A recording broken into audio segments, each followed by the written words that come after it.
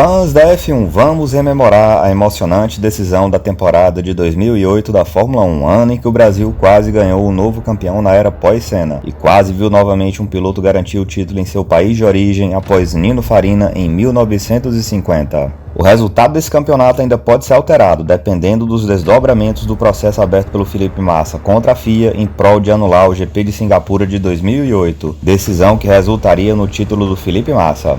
Independente do que ocorrer nessa decisão, vem comigo saber porque a decisão de título de 2008 foi tão única. Sem antes deixar de te pedir que se inscreva aqui, dê o joinha e ative o sininho das notificações e que considere se tornar membro do nosso canal caso curta o conteúdo. A modalidade de membro que mais vale a pena em termos de custo-benefício é a de um membro fanático, em que você desembolsa R$ 14,90 mensais para ter acesso a um conteúdo exclusivo e muito interessante. Tudo bem, gente?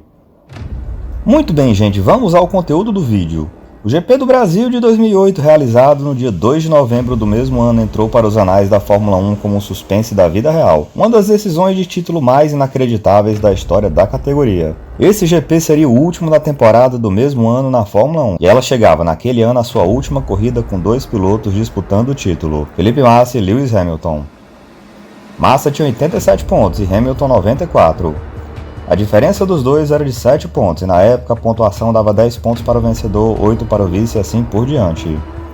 Como o sexto colocado recebia 3 pontos se o Massa vencesse a corrida e o Hamilton chegasse em sexto, ambos empatariam no número de pontos com 97 cada um. Mas Massa teria uma vitória a mais e portanto seria campeão nessa situação, pelos critérios de desempate. Hamilton, por outro lado, para depender apenas de si, precisava ao menos da quinta posição. Apesar das chances matemáticas de título, Massa chegava ao Brasil como franco atirador. Não tinha nada a perder e ainda tinha tudo para vencer mais uma no Brasil, dado que sempre andava bem em Interlagos e o Hamilton não precisava vencer a corrida para ser campeão. Uma vitória do Massa no Brasil já seria bom, e qualquer coisa que fosse além disso ainda seria um lucro enorme. Como o Hamilton já tinha perdido um título praticamente ganho no ano anterior, tudo era possível. Contudo, o resultado final da corrida foi até menos relevante do que a maneira como essa decisão de título ocorreu, pessoal. O Massa fez o dever de casa, largou na pole position, manteve a ponta após a saída do safety car e, exceto por uma breve disputa com Alonso, não foi ameaçado em nenhum momento na corrida. Hamilton largou em quarto lugar e essa foi a sua posição durante a maioria esmagadora de sua corrida. Nem a pista molhada no começo alterou substancialmente as posições da corrida. O Hamilton estava tão sossegado na quarta posição que nem a ameaça do Vettel, que estava colado atrás, colocava muito risco às suas pretensões.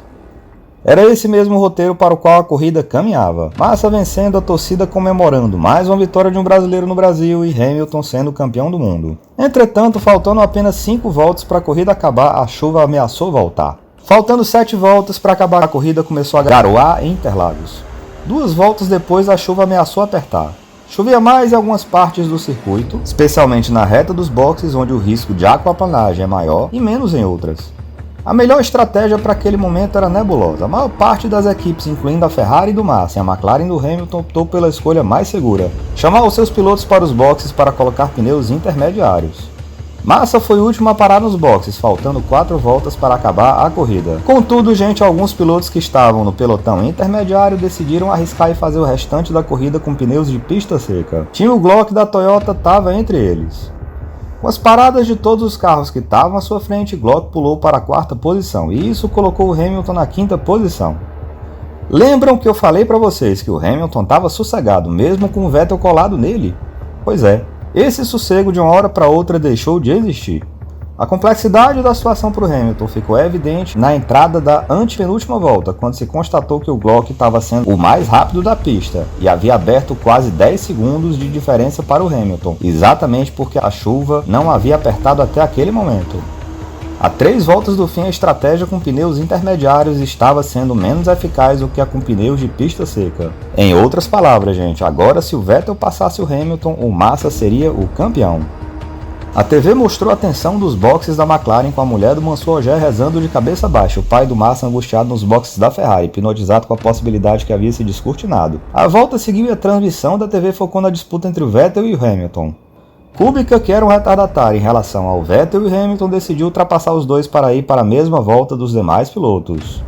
Kubica acabou atrapalhando um pouco o Vettel, que brevemente perdeu o contato com o Hamilton. Só que na entrada da curva da junção, Kubica também atrapalhou o Hamilton e o Vettel protagonizou o momento mágico da corrida. Ultrapassou o Hamilton a apenas pouco mais de 2 voltas para o final da corrida e do campeonato. Assim, Hamilton era sexto e com aquele resultado, o Massa seria campeão. A TV mostrou a incrédula euforia da família de Massa nos boxes da Ferrari, enquanto o mecânico ferrarista tentava conter os ânimos de todo mundo, afinal a corrida ainda não havia acabado, e também mostrou a enorme tensão do pessoal da McLaren, enquanto o barulho da euforia da torcida em Interlagos ia aumentando progressivamente à medida em que todos iam se dando conta do que estava acontecendo. O roteiro daquela tarde estava perfeito para a torcida brasileira. Teríamos um novo campeão brasileiro, primeiro depois do Senna, o título estava sendo conquistado em grande estilo, uma vitória na corrida e no GP do Brasil, gente. Uma coisa com a qual nenhum outro piloto brasileiro pôde sequer sonhar. Não tinha como ser mais perfeito do que aquilo. A chuva começou a aumentar quando Vettel e Hamilton abriram a última volta. A essa altura, Massa já estava terminando de contornar o Laranjinha, a menos de meia volta da bandeira quadriculada que estava lhe dando a vitória e o título mundial em casa. Massa cruzou a linha de chegada e, por enquanto, estava sendo campeão de 2008. Para assegurar o título, agora restava esperar a confirmação da posição do Hamilton. A geração de imagens da FIA ia atualizando os pilotos que já haviam recebido a bandeira quadriculada. Massa, Alonso, Raikkonen. Estávamos esperando o nome Glock, mas onde ele estava?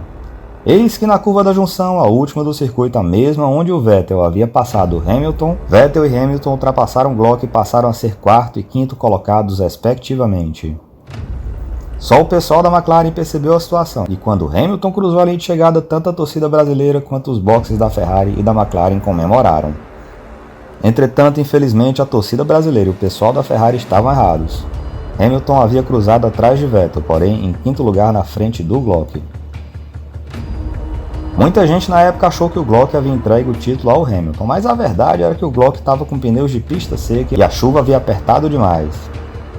Justo na última volta da corrida, a chuva resolveu apertar e o Glock sofreu demais tendo os pneus de seco. Tanto que o Glock também foi facilmente ultrapassado pelo retardatário que vinha atrás. Glock terminou cerca de 6 segundos atrás do Hamilton, e isso nos leva a supor que se a chuva tivesse demorado mais 6 segundos, o Massa teria sido o campeão. É isso mesmo, gente. Para o Massa ser campeão, bastava a chuva ter demorado mais 6 segundos para cair. Simplesmente surreal. Depois da alta volatilidade das sensações, o Massa estacionou o carro no local do primeiro colocado chorando bastante. Na coletiva de imprensa da corrida, com uma dignidade exemplar, parabenizou Hamilton e disse que sabia ganhar e sabia perder. Foi a melhor chance de sua vida de ser campeão, e mesmo que houvesse a possibilidade de um carro bom no futuro, dificilmente as circunstâncias iriam sorrir tão intensamente para ele como naquele ano incrível. Aquela acabou sendo a última vitória de Massa na Fórmula 1, e depois das 2 vitórias de Barrichello em 2009 com a Brown GP, nunca mais o Brasil ouviu o tema da vitória na transmissão. Agora, com Bortoleto na Fórmula 1 e com a busca da Globo por ter a categoria novamente, quem sabe voltemos a ter perspectivas disso, pessoal. É isso aí, gente. Obrigado por terem visto esse vídeo. Até a próxima.